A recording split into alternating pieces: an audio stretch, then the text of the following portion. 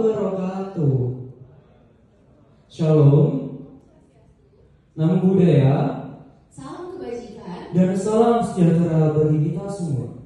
Yang kami hormati Profesor Dr. M. Hadi Suban, SH, MH, CN, selaku Dekan Fakultas Hukum Universitas Airlangga sekaligus pemateri, Bapak Henry Sulaiman, SH, ME, selaku pemateri dari Direktur Perdata, Direktorat Jenderal Hukum Umum, Kementerian Hukum Republik Indonesia, Dr. Fahri Romdoni Putra, SH, MH, yang juga selaku pemateri dari Karna Partnership, Ibu Felicia Tamarina, SH, MKM, selaku moderator, Saudari Hanyali Virasendria selaku Presiden BEM FH UNAIR, serta seluruh peserta, tamu undangan, dan panitia yang terlibat dalam rangkaian acara Simposium Hukum 2025.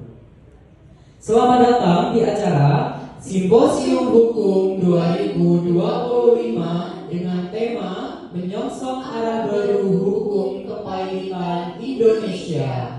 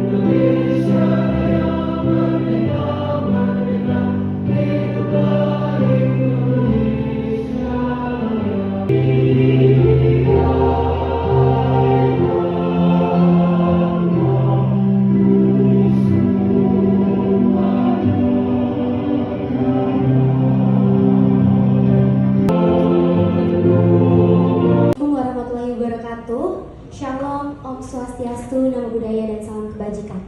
Pertama-tama saya ucapkan terima kasih banyak kepada para peserta yang telah hadir. Dan marilah kita panjatkan puji syukur kehadiran Tuhan Yang Maha Esa, karena atas rahmat dan karunia-Nya kita dapat berkumpul dalam acara Simposium Hukum 2025 pada hari ini. Yang saya hormati Dekan Fakultas Hukum Universitas Airlangga, Profesor Dr. M. Hadi Suban, SH, MHCN. Yang saya hormati Bapak Henry Sulaiman, SHME, dan Bapak Dr. Fahri Romdoni Putra, SHMH, selaku narasumber. Serta yang saya hormati seluruh peserta Simposium Hukum 2025 dan jajaran BEM Fakultas Hukum Universitas Airlangga. Panitia.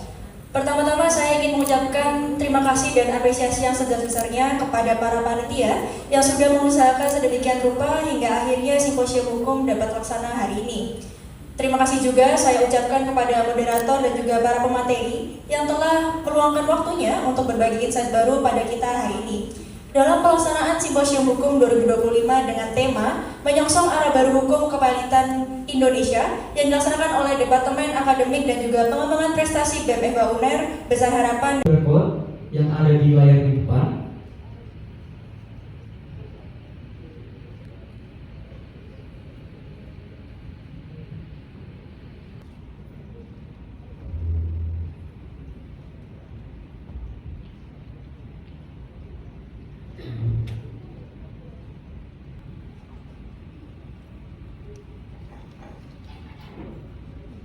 Operator dan pengurus di Indonesia, kemudian koordinasi dengan pengadil itu sudah ada.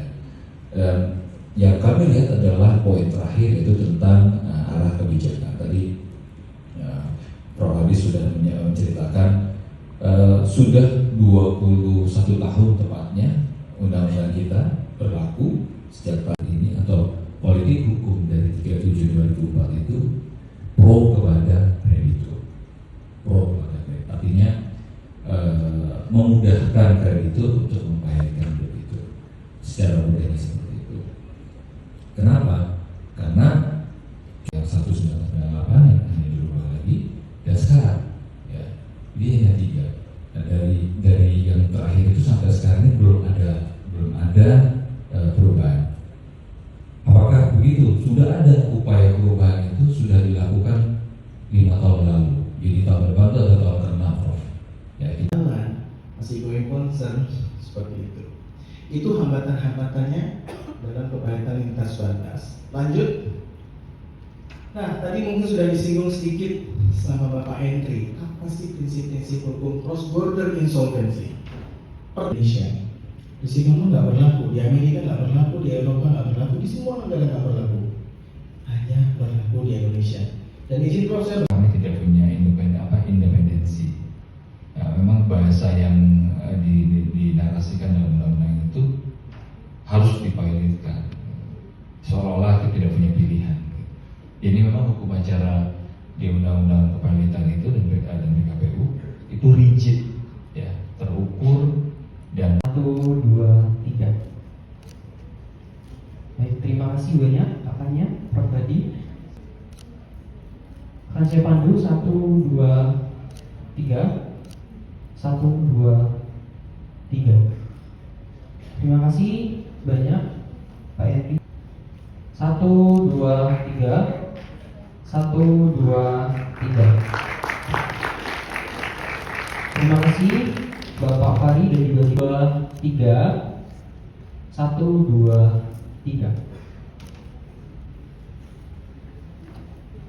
Dan menggunakan satu alat komunikasi selama diskusi berlangsung seperti laptop atau tablet untuk keperluan privat. Nah, yang kedua, peserta wajib mengikuti seluruh rangkaian acara dan petunjuk yang diberikan oleh panitia. Ketiga, sesi diskusi akan didampingi oleh seorang panitia pada setiap kelompok. Dan keempat, peserta hanya diperbolehkan untuk mengakses perangkat. Oke, untuk selanjutnya juga kami mohon bantuan kepada para pendamping kelompok juga untuk memastikan setiap kelompok berjumlah lebih dari 5 anggota. Jikalau ada beberapa kelompok yang kurang.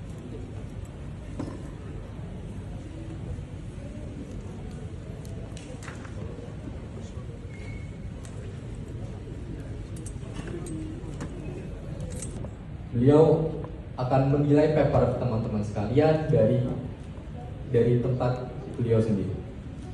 Dalam hal kasus studi kasusnya adalah PTVA yang berbasis di Indonesia namun dinyatakan pilot oleh pengadilan Malaysia dan di saat yang sama juga sedang diusut dalam kasus korupsi di Indonesia. Memberikan kepastian hukum bagi para pihak, khususnya juga bagi kreditur, karena kondisinya adalah debitur dalam ini PTVA mengalami gagal bayar yang seperti dipaparkan sebelumnya oleh pemateri sebelumnya. Ini adalah aset perusahaan. Yang kedua, pengakuan putusan asing atau principle of committee. Yang ketiga adalah relief atau tindakan hukum seperti ada pengakuan atau asing, ada turun dan proses hukum lokal, penangkapan aset debitur bisa langsung dieksekusi karena Singapura mengakui putusan asing berdasarkan model law. Sedangkan aset Indonesia harus melalui gugatan baru yang memperlambat proses dan berpotensi menimbulkan konflik dengan penyidikan korupsi. Nah, tantangan hukum acara Indonesia itu kurator asing tidak dapat melakukan pengurusan dan pembalasan terhadap harta debitur yang ada di wilayah Indonesia.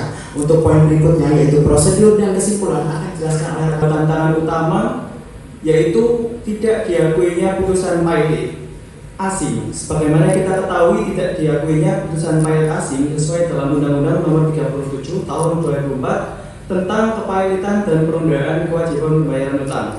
Putusan pilot asing tidak secara otomatis diakui di Indonesia. Berpaling dengan adanya proses hukum pidana di Kejaksaan Agung RI. Dalam sistem hukum Indonesia, perkara pidana dalam hal ini dugaan korupsi dan penggelembungan anggaran yang kita temui dalam kasus posisi seringkali mendapat prioritas lebih tinggi. Terbawa beliau dan penyitaan aset oleh kejaksaan menunjukkan bahwa kasus ini